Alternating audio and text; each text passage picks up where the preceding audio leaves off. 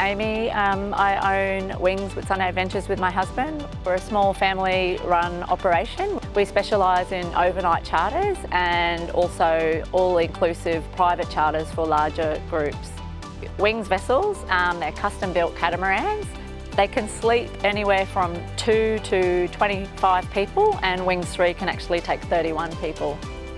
They're the largest cats in the Whitsundays, and they're fully air-conditioned vessels.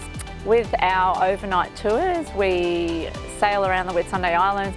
We try to overnight at Whitehaven. That's a bit of a point of difference because we can spend more time there. So if you want to come to the Whitsundays for a holiday in Queensland, come and look us up at Wings Sailing Charters. We have the most adaptable overnight liveaboard experience with snorkeling, stand-up paddleboarding, perfect for families with kids. We'll look after all the food.